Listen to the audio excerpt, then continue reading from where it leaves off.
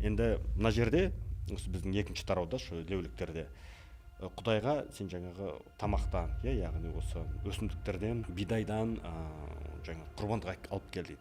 Бірақ біздің құдайға беретін құрбандығымыз жаңағы стөлден түсіп қалған қоқым сияқты болмау керек. Біздің беретін құрбандығымыз ол ең таңдаулы, ең қымбат, ең бағалы, ең құнды бидайдан біз әкеліп құрбандық беруіміз керек. Ең жақсы. Жарты аяғымен бір аяғымен көрде тұрған малды әкелуге болмайды, оған арық, өрейін деп тұрған малды әкелуге болмайды. Ақсақ ауру малды әкелуге болмайды. Сен құдайға құрбандық алып келсең, сен ең құндысын, ең бағалысын алып келу керексің. Осы жерде мен байқағаным, мысалға жаңағы құрбандық алып келеді, сол құрбандықтың қалғаны Харонның ұлдарына, сол жерде қызмет етіп жүрген адамдарға сол нәрсені тиесілі екен. Дәл солай. Себебі леуліктерде осы леу руынан шыққан адамдарда өздерінің жері жоқ қой. Бұлар 12 Израильдің 12 жаңағы тайпасының арасында, 12 руының арасында қызметкерлер, бұлар діни қызметкерлер. Бұлардың өздерінің жері жоқ, бұлардың өздерінің осы халықтың арасында еншісі жоқ.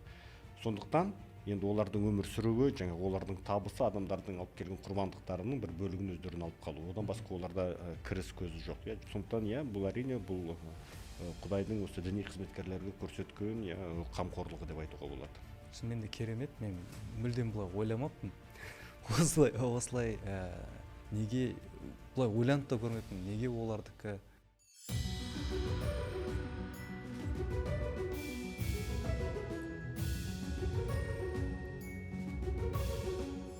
Сәлем достар, Киелі кітап подкаст каналына қош келдіңіздер.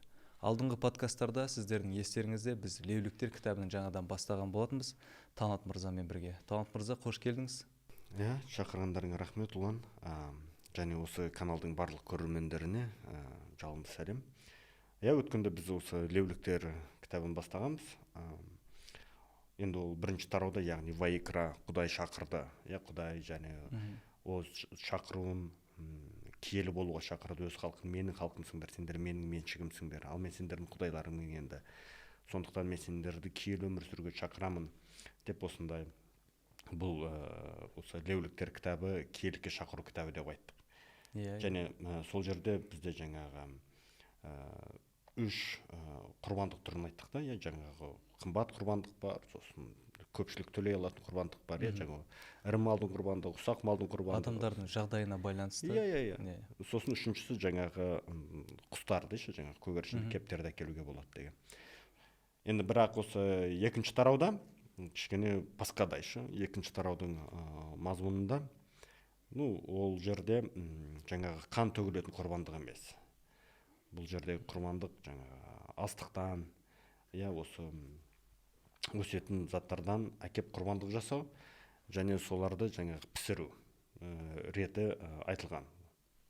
Тәртібі, жаңағы осы тартудың, астық тартудың ерекшелігі жаңағы ол жерде де біз малды ең жақсы ірі малды таңдағандай, осы жерде де ең жақсы, мына жерде былай деп жазылған екен, бидай ұнын немесе басқадан нәрсе тарту жасаған кезде таңдаулы бидай ұнынан жасап, соған зәйтүн майын құйып, үстіне хош иісті шайырды қойсын деп. Және осыны тартудың өзі сондай құрметпен, өзінің бір тәртібі бар, және осы нәрсе Құдайға сондай ұнамды екен туралы жазылған екен. Себебі бұл бізге мысалы Киелі кітаптағы әсіресе жаңа өсиеттегі мына суретті есімізге түсіреді. Егер естеріңізде болса, Исаға кеп бір әйел айтады ғой, маған көмектесші деп, менің қызым ауырып жатыр деп айтады, осы өтірік айтпасам. Сол кезде Иса айтады, мен алдымен осы еврей халқын құтқаруға келгенмін деп.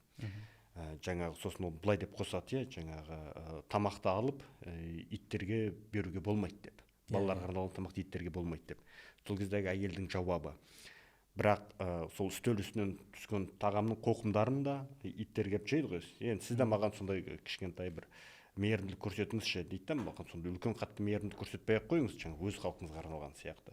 Бірақ осы мен сияқты келіншек шетелден келген адамдарға сондай лайықты бір қоқым сияқты бір мейіріміңізді көрсетіңізші дейді. Енді мына жерде осы біздің екінші тарауда Леуліктерде Құдайға сен жаңағы тамақтан, яғни осы өсімдіктерден, бидайдан жаңа құрбандық алып кел дейді. Бірақ біздің Құдайға беретін құрбандығымыз жаңағы столдан түсіп қалған қоқым сияқты болмау керек. Мгм. Біздің беретін құрбандығымыз ол ең таңдаулы, ең қымбат, ең бағалы, ең құнды бидайдан біз әкеп құрбандық беруіміз керек. Біз өткен жолы ана ірі мал, ұсақ мал, кептердің оны да таңдаған кезде жаңағы кез келген емес, немесе ең жақсысын. жарты аяғымен бір аяғымен көрде тұрған малды әкелуге болмайды, оған арық өлейін деп тұрған малды әкелуге болмайды. Ақсақ ауру малды әкелуге болмайды. Құдайға құрбандық алып келсең, сен ең құндысын, ең бағалысын алып келу керексің, ең жақсысын алып келу керексің. Және бұл жерде де осы принцип сақталған. Егер сен бидаймен құрбандық жасауға болады, бірақ ол бидайдың, ол өнімнің ең жақсысы болу керек, ең жаңағы высший сорт дейді ғой, сол болу керек. Осы жерде мен байқағаным, жаңа қызметкерлерге де осы құрбандықтан бірде-бір үлесі тиесілі екен, және ол да киелі деп жазылған.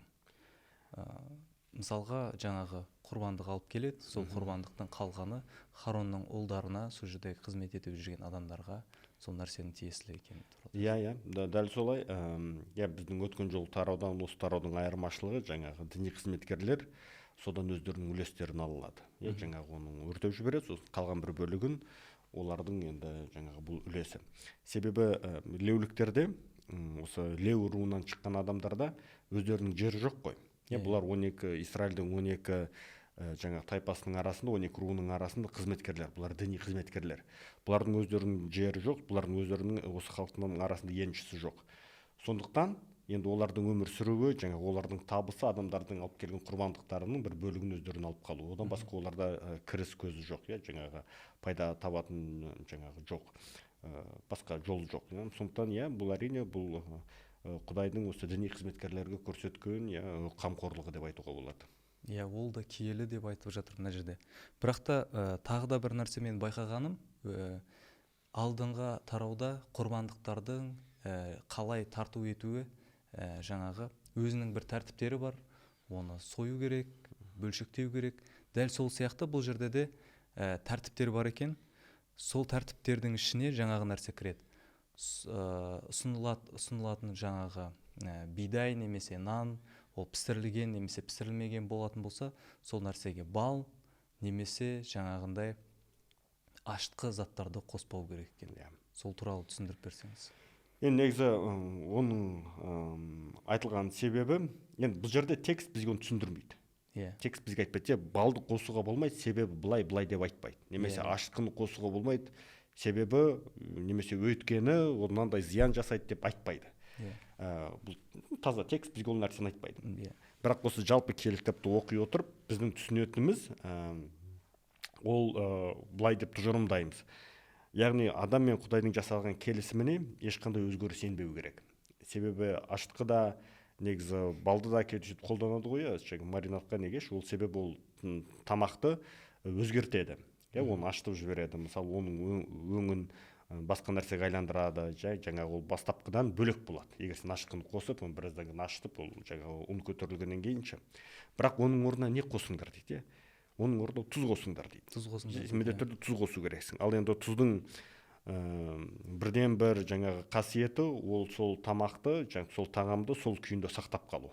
Мысалы, егер ертең ұзағырақ сақталсын десеңіз, оны аласыз да жаңағы тұздап қоясыз. Холодильник жоқ кезде, морозильник жоқ кезде тұздап қоясыз. Сол кезде оны етті ұзағынан ұзаққа сақталады. Ал егер қазір оған мысалы басқа бір нәрсе қосып жіберсең, жаңағы біздің енді етке ешкім ашытқы қоспайды, бірақ мысалы тамаққа мысалы ашытқы қоссаң, ол біраздан ашып кетеді, оны тез жеп қою керек, әйтпесе ол бұзылып кетеді. Енді осы жердегі бұл біздің өзіміздің талқылауымыз, былайша айтқанда тұжырымдауымыз. Құдай осының бір белгісі болса деп берген шығар деп ойлаймыз адамдарға. Жаңағы сендер менімен қарым-қатынастарыңда сендердің киеліліктеріңде тұрақтылық болу керек, ол ешқашан өзгермеу керек деген. Керемет. Жаңағы осы бұдан басқа да көптеген түсінбейтін немесе барлығы түсінікті, былай тура мағынада оқыған кезде қалай тәртіп қалай болу керек, сол нәрсені сақтау керек. Бірақ та соны тереңірек түсіну үшін қалай оқу керек жалпы осы Левиттер кітабының ерекшелігі? Енді біз кітапты оқыған кезде бұл Левиттер кітабы, біз өткен жолы айтқандай, бұл Таурат кітабының 3-ші кітабы, 3-ші жазбасы. Енді біз оны оқыған кезде біз мына нәрсені есте сақтауымыз керек. Бұл осы кітапты оқудың басты екі тәсілі бар. біріншісі бұны осы иудаизмнің адамдары қалай оқиды, сол дінді ұстанатын адамдар. Себебі бұл олардың да келе жазбасы ғой. Иә. Ал екіншісі ол біз ұстанатын бағыт, яғни мәсіхшіліктің көзқарасы. Мәсіхшілік бұл кітапты қалай оқиды. Енді бұларды түсіну үшін екі осы тәсілді осы келі кітапты талқылау жолдарын түсіну үшін бізге мына нәрсені есте сақтау керек. Осы көне өсиет, біз оны көне өсиет деп айтамыз, ал оны осы иудаизмға сенетін адамдар, сол бағыттағы адамдар бұны Танах деп атайды, бұл кітапты жалпы. Бірақ сол кітаптағы, сол бөлімдегі біздің көне өсиет деп айтатын мен олардың Танах деп айтатын бөлімде екеуінің осы кітаптарының мазмұны бір. Ол біздің оларда қандай кітаптар бар, қандай жазбалар бар, оның бәрі бізде де бар. Бірақ осы кітаптардың, осы жазбалардың реті бөлек. Біздегіденші. Мысалы, біз қолданатын көне өсиеттің ең соңғы кітабы бізде ол Малахия пайғамбардың кітабы. Ал иудаизмде, жаңа осы Танахта, осы орысша айтады ғой, еврейский Библия деп, оларда ең соңғы кітап ол Шежірелер кітабының екінші жазбасы. Енді осы екі кітаптың, біріншісі Малахия пайғамбардың жазбасымен және осы шежірелер туралы екінші жазба бар ғой. Осы екеуінің ең соңғы аяттарын ашып оқысақ, біз өте үлкен айырмашылықты байқаймыз. Мысалы, Малахия 4-ші тарау, 5-6 аяттар, бұл ең соңғы аяттар. Мынандай сөзбен аяқталады. Біліп қойыңдар, жаратқан иенің ұлы да қорқынышты соты күні келмес бұрын мен сендерге Ильяс пайғамбарды жіберемін. Ол әкелерді балалармен, балаларды әкелермен шын жүректен татуластыратын болады. Ал егер олар мойынсынбаса, мен келіп бүкіл елді қарғап қиратамын дейді. Осы жерде біздің біздің ерекше назар аударатынымыз, біліп қойыңдар, жаратқан иенің ұлы да қорқынышты соты күні келмес бұрын мен сендерге Ильяс пайғамбарды жіберемін дейді. Сондықтан енді осы Малахия пайғамбардың кітабы көне өсиетте ең соңғы кітап болғандықтан, осы аяттарды оқығаннан кейін, сіз жаңағы бетті парақты келесі бетке аударсаңыз, ол жерде Матай жазған ісқа бар басталады. Жаңа өсиет басталады. Яғни осы жаңа өсиет басталады. Ол жерде жаңағы Иса Мәсіхтің жаңағы шежіресі берілген, содан кейін Жақия пайғамбар, ал Жақия пайғамбарымыз ол көне өсиетте пайғамбарлық алдын ала болжанылған, ол Ильяс пайғамбар деп түсіндіріледі. Солай емес пе? Яғни осы Малахия пайғамбардың соңғы сөздерінен жаңа өсиетке өту өте оңай, өте жеңіл. Біз түсінеміз, болашақта осы Құдайдың ұлы келеді, оның ұлы да қорқынышты соты күні соты келеді, ол келмес бұрын жаңағы Ильяс пайғамбар келеді. Ол Ильяс пайғамбарды біз жаңа өсиетте Жақия деп түсінеміз. Ал Шежірелер кітабының екінші бөлігінің соңғы аяты қалай аяқталады? Егер біз ол жерді ашсақ, мысалы Шежірелер екінші жазба 36-ші тарау, ол былай деп деді. 23-ші аят, негіз 23-ші аят. 23-ші аят былай аяқталады. Ол Шежірелер екінші жазба 36-ші тарау, 23-ші аят. Парсы патшасы Кирдің бұйрығы мынау: көктегі Құдай, жаратқан ие маған жер бетіндегі барлық патшалықтарды тапсырды. Ол мені Яхуда жеріндегі Иерусалим қаласында өзіне арнап киелі үй салуға да тағайындады. Араларыңдағы оның халқына жататын әр адам сол жаққа өрлеп барсын. Құдайы жаратқан ие оған жар бола көрсін дейді. Бұл аяттар, егер сіздің кітабыңыздағы, егер сіз еврей болсаңыз, осы иудаизм ұстанатын адам болсаңыз, сіздің кітабыңыздағы ең соңғы аяттар осы аяттар. Яғни Құдай бізге осы қазір осы Израиль деп аталатын мемлекеттің жерін Құдай бізге берген. Бұл біздің жер. Сондықтан біз осы жерде өзіміздің патшалығымызды құруымыз керек, осы жерде біз билік орнатуымыз керек, бұл жерде біздің заңымыз болу керек. Бұл біздің жер деп. Олар өздерінің осылайша айтқанда неге бұл жер олардың меншігі екенін айтады. Бұл жерді біз өзіміз тартып алған жоқпыз, бұны бізге Құдай берген дейді. Осымен аяқталады. Сондықтан егер сіз, енді олардың көне өсиет осылай аяқталады. Егер тура осы сөзден кейін сіз мысалы жаңа өсиетке өтсеңіз, жаңа өсиет жаңағы көне өсиеттен қатты бір үзіліп қалған, екеуінің қатынасы жоқ сияқты болады. Біріншіден, екіншіден өте қиын. Бірақ осы Шежірелер кітабының осы соңғы аяттарынан осы Израиль халқының тарихына өте жеңіл, өте оңай. Сондықтан бұл екі бөлек тәсіл. Сондықтан біз осы Левліктер кітабын оқыған кезде ол Израиль халқына оларын түсіндіретін. Бұл біздің Құдай, бізге Құдай жер берген, және осы жерде осы біз жер бетіндегі заңды сақтауымыз керек. Жер бетіндегі осы біздің патшалыққа жаңа Құдай жар болады, олардың түсінігінде. Сондықтан біз осы леуліктерде берілген осы киелік туралы заңдарды ұстануымыз керек, орындауымыз керек. Егер біз киелі болмай қалсақ, егер біз Құдайдың айтқанын дұрыс орындамасақ, егер біз оның айтқанынан айтқан бізге қойған жаңағы шектеулерден шығып кетсек, шектен шығып кетсек, ол бізді жазалайды дейді. Және әрдайым Израиль халқының басына осындай бір қатты бір қиындықтар туындаған кезде, оларды гректер басып алғанда, кейін римдіктер басып алған кезде, олар әрдайым сөйтіп жылайтын. Мынау біздің Құдайдың бізге берген жазасы. Себебі біз осы Тауратта берілген заңдарды дұрыс орындамадық деп. Олар осылай зарлап жылайтын. Бұл бір жаңағы тәсіл. Ал мәсіхшілер үшін тәсіл бұл бөлек. Біз айтамыз, осы жердегі құрбандық, Құдайдың берген құрбандығы, нағыз шын мәніндегі құрбандық, ол Иса Мәсіхтің өзі. Осы әрбір леуліктердегі әрбір құрбандық ол Иса Мәсіхке меңзейді деп біз талқылаймыз. Бұл екеуі екі бөлек әдіс тәсіл осы кітапта, осы леуліктер кітабын талқылауға. Шынымен де керемет, мен мүлдем бұлай ойламаппын.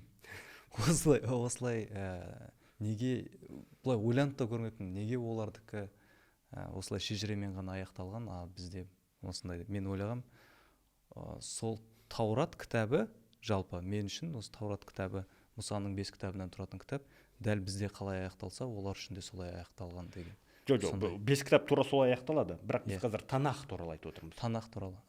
Жаңағы Тора, Невим, Кетувим деп, жаңағы біз жалпы көне өсиет туралы айтып отырмыз.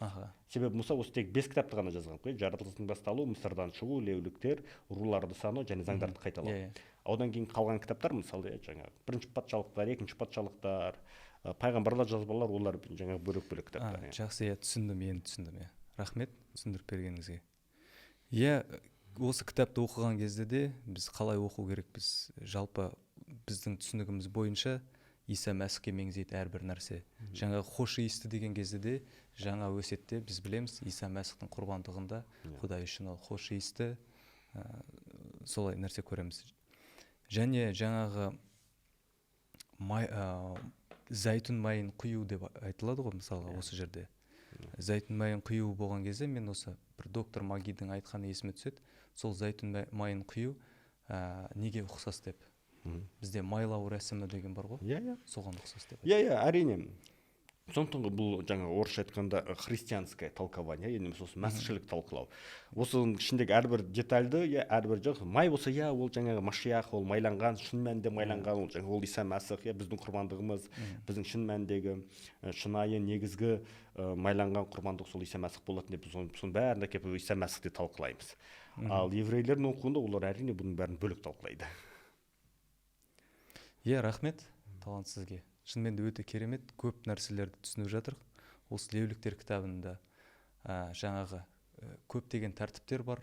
Осы тәртіптердің мағынасы, оның алдында құрбандықтар.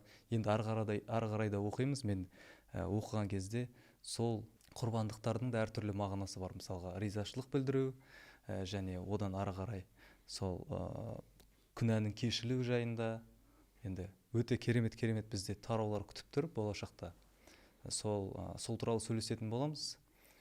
Келесі кездескенше сіздерге рахмет. Қызықты сұрақтар болып жатса, міндетті түрде комментария жазып кетіңіз, лайк басыңыз, репост жасаңыз. Шынымен де бізбен бірге осы киелі кітапты бірге оқуға үйренейік. Рахмет.